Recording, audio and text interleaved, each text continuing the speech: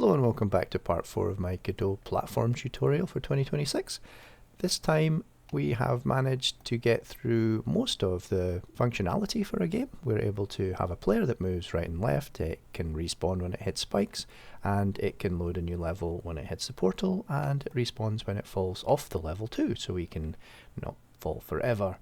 In this one we're going to be working on improving the player itself because we've still got the terrible Godot sprite in there, and we want to try and add in an animated player that we got from the Kenny assets in the last video.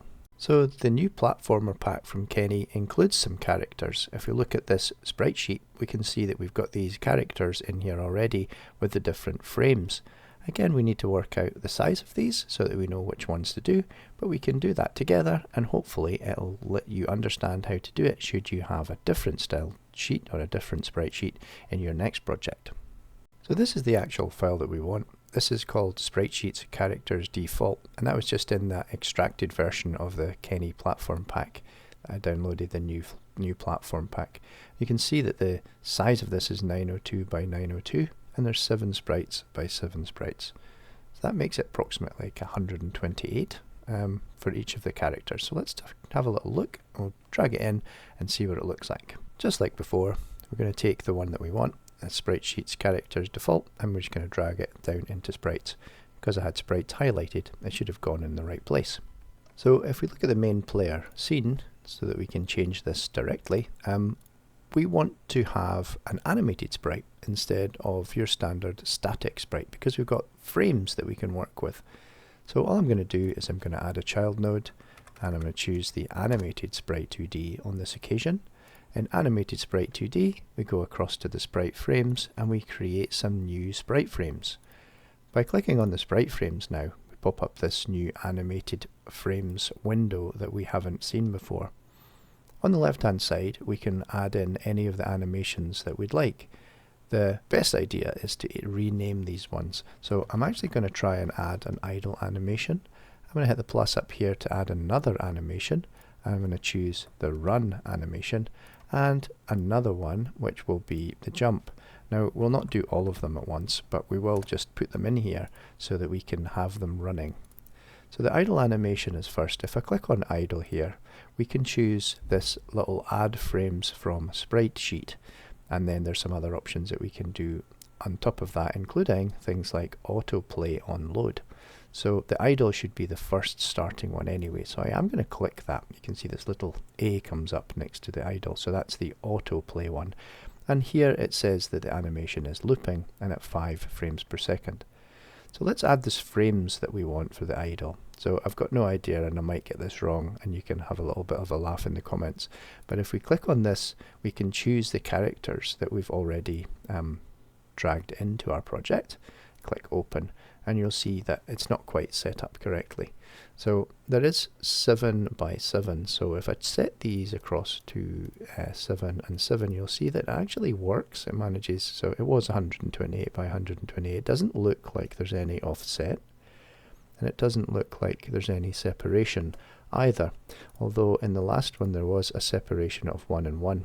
If you see when I do this, the last, it doesn't quite work. It kind of goes a bit funny.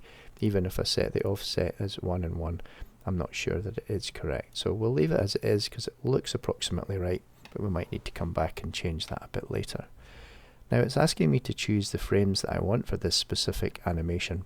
So I'm going to choose the, I think I'll choose the yellow guy. And I think the idle frames for the yellow guy, this looks like an idle frame, and let's assume that's an idle frame as well. And we'll just add those 2 frames, and you can see that it's got those 2 there.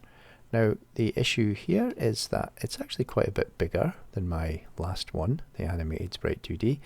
So I do think it was big enough. So what I'm going to do is what I did the last time with this animated sprite.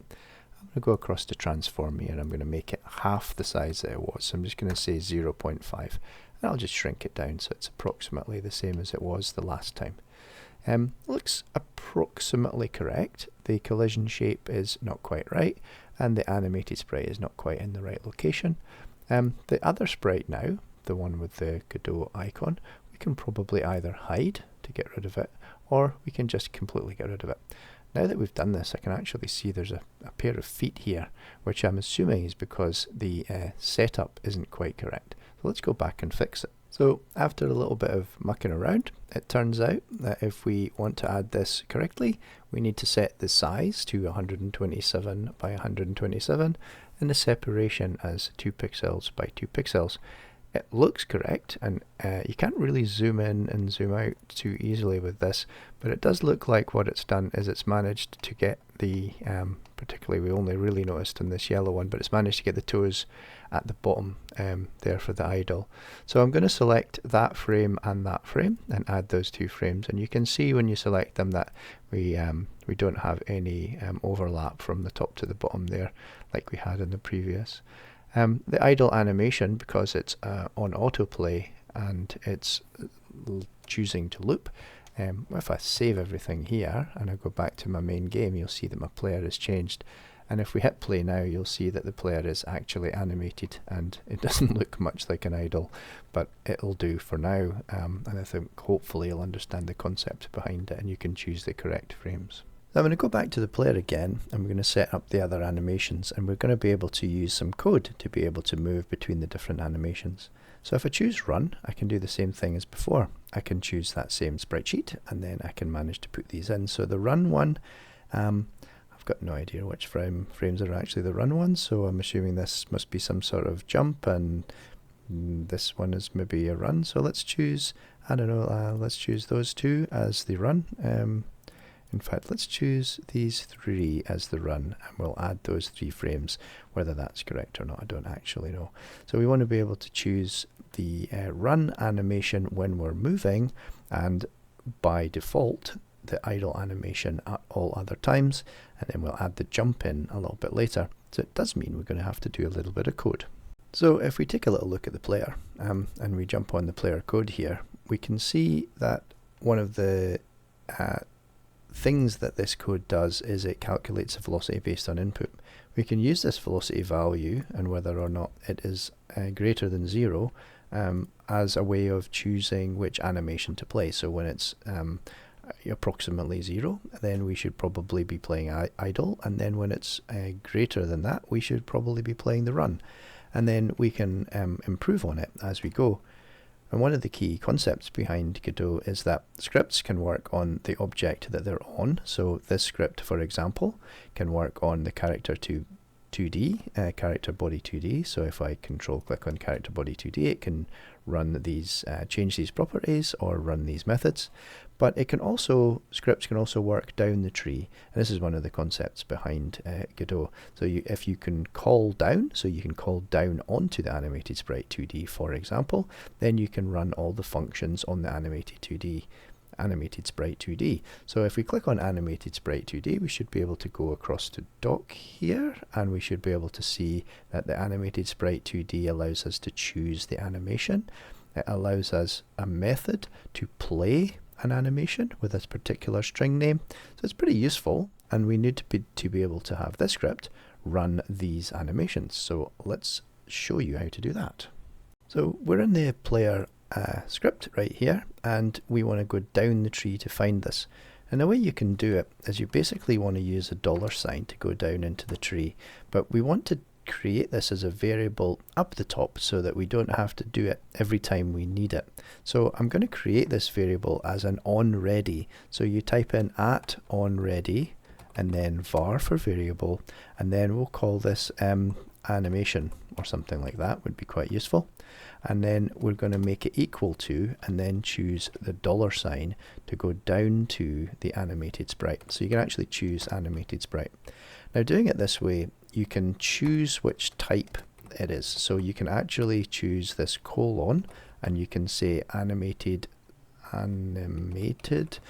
sprite 2D as the type. What that does is it means that when we call animation later on in our code, we'll be able to access the thing. So if I type in you don't need to do this, but if I type in animation dot, you'll see it automatically pops up with all of the things that this animated sprite 2D can do. So I can make my life an awful lot easier by not having to look that up. Now, one tip I did want to give you, which is quite interesting, is that inside Godot 4.6, this new feature here is that you can do this without having to type anything in. If you click down into your scene view here and you hold Control, you can actually drag that out, and it does exactly the same as you would have done. It gives it a different name, obviously, but it will type this out for you, so you don't need to. Basically, you're saying reference this node from this script, and it will be able to find it for you. Pretty useful. I'm going to leave my one in because I wanted to, and then I'm just going to save that up, and then we'll go down to write the actual code. We want to be able to actually do the play of a particular animation. Let's just look at how we would do this. So I want to keep it really simple because we only have basically the idle or the run, so let's just go with that right now.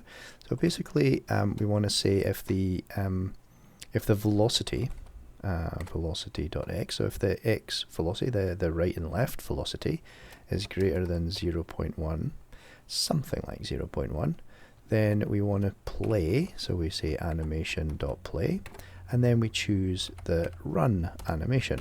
So if we're not moving, so if our x velocity is not greater than 0.1, so it means it's basically standing still, then we'll use the else here, and then we'll say animation.play, and we'll choose the idle.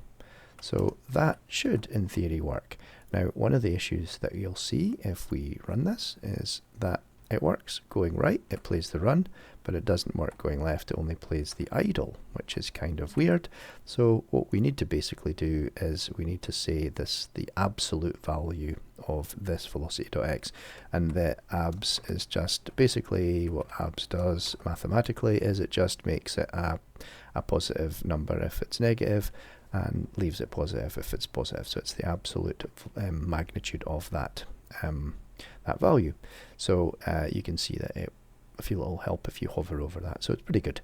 That way this should work. So in theory now we can run or play a different animation when we're moving right and left. Unfortunately it still plays that animation when we are jumping, which is not what we want. So let's drop down into this animated sprite 2D, run into the jump animation, and let's add in from this our jump animation now. Again, I have no idea what a jump animation looks like, so let's go with, I don't know,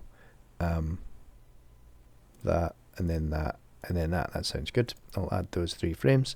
Now with this one, I definitely don't think I want the animation to loop because it'll look kind of weird. So I'm going to untick loop and just see what happens when I do that. So I will save that, and then inside of our code, we want to try and find a way for us to play that animation instead of the run or the idle.